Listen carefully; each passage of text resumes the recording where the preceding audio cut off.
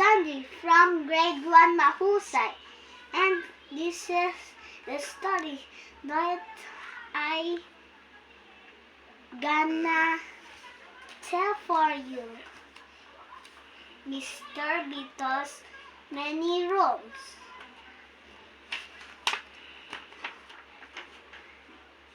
Mr. Beetle wanted a house, so he went into the middle of a field and found one.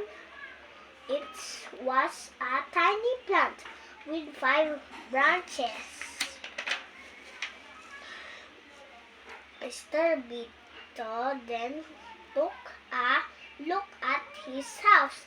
His heart swelled with joy as a finishing touch.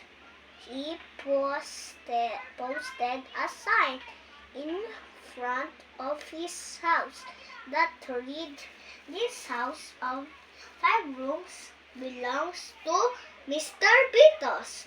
No trespassing, please."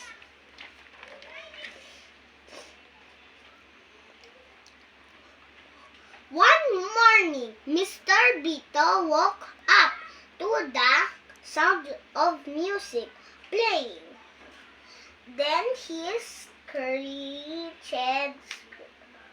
searched for the source of the music. Mr. Beetle found a terrible surprise. A few new branches had sprouted from the top of his house. They were rooms that had not been there before. On top of one branch sat Cricket playing a guitar.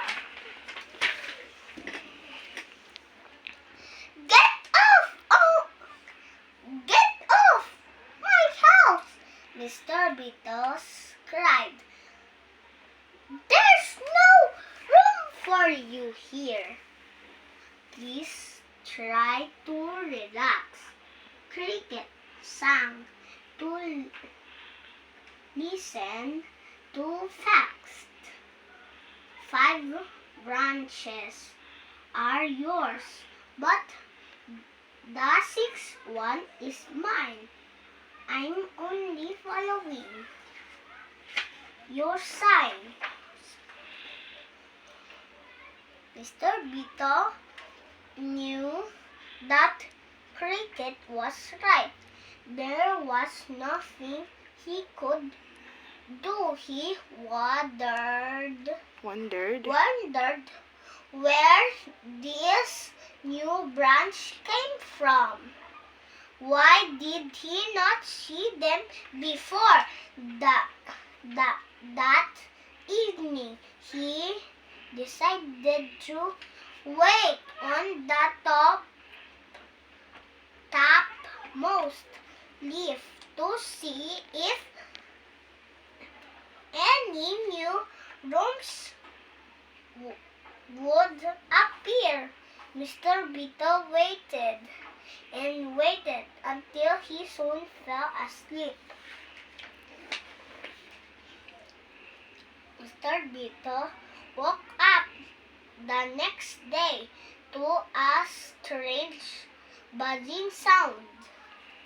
He was horrified to find that he was no longer on the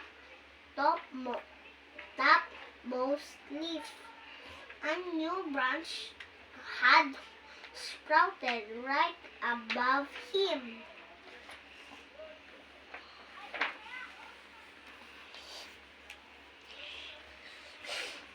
To make matters worse, the buzzing sound came from Bumblebee, who was busy moving in his furniture. Stay away. Stay away from my house, Mr. Beetle cried. There's no room for you. Your sign says 5 rooms, so the rest can't be yours. Bumblebee made a fist. I've decided to take this upper branch floors.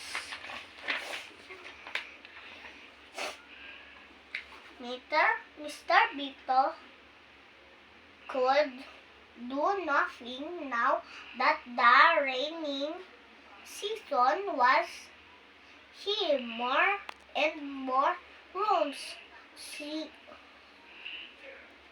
Seemed to grow from the top of his house. When the sun came out, Mr. Beetle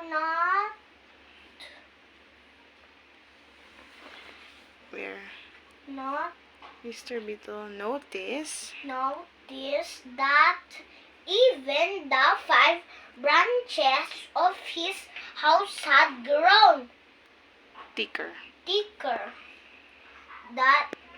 How can I stop this house from growing? He cried.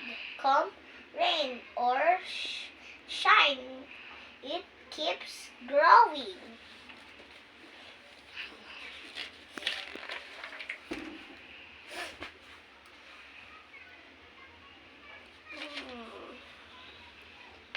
Within a few months, the house grew into a small tree.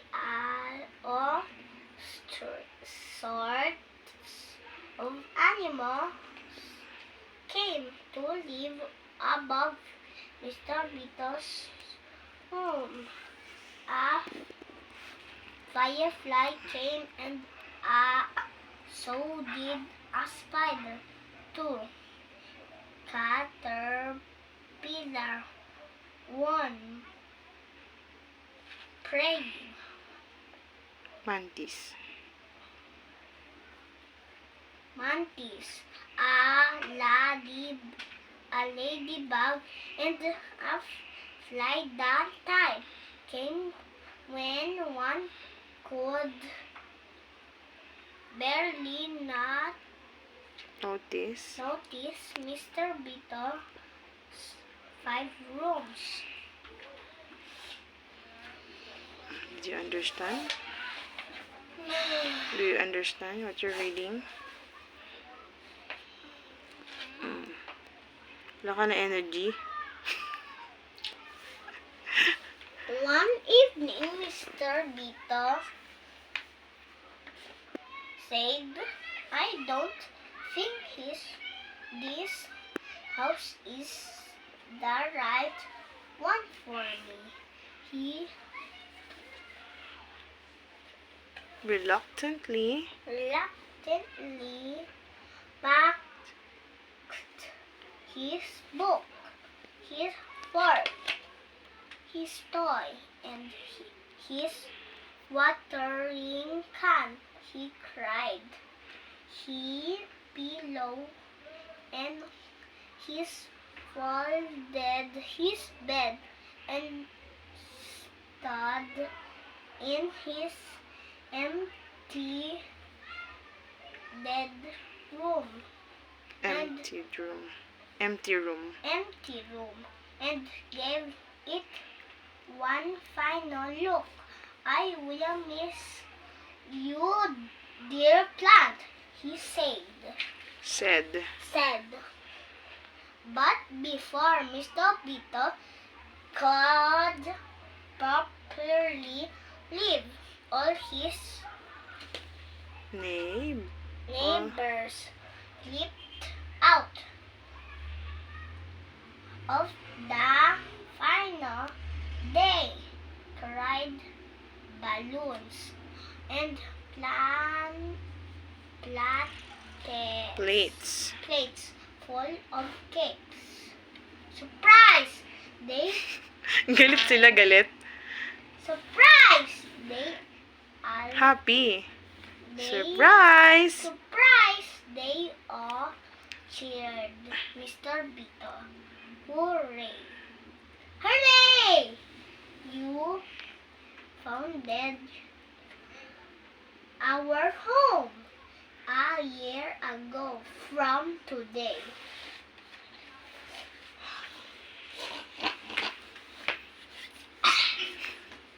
Mommy, water. Okay, sige, continue. Mr. Beetle could not believe it. His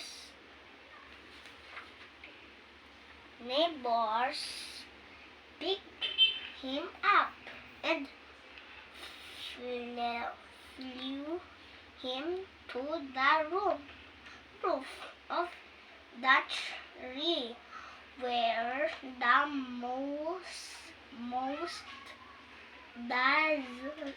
dazzling party had been prepared.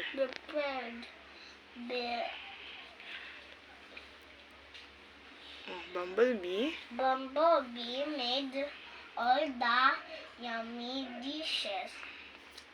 He turned Ned out to be a magnificent chef. He turned out. Cricket played his guitar all around All through. all through the night. Okay, pagod na yung storyteller, ah. Nangihina na. Oh, Mommy! Water! Hindi ko mapuputo to, eh. Last page na yata, They eh. then asked Mr. Beetle to give them a speech. There's just one more thing to make our evening complete, he said. Nilaway ko. Wait lang. Said. Everyone watch as Mr. Beetle took out his watering can and began to water the roots of There. their small tree. The one you should Thank. this wonderful tree, Mr. Beetle said. Said it made the rooms for us all and not just for me. So at the end of the day, before going to sleep, each one of them hugged their wonderful tree. Good night, good night, good night, good night, good night, good night. And then close the book and say, The end. end of the story. End of the story. That's all. Thank you. That's all. Thank you. Bye, everyone.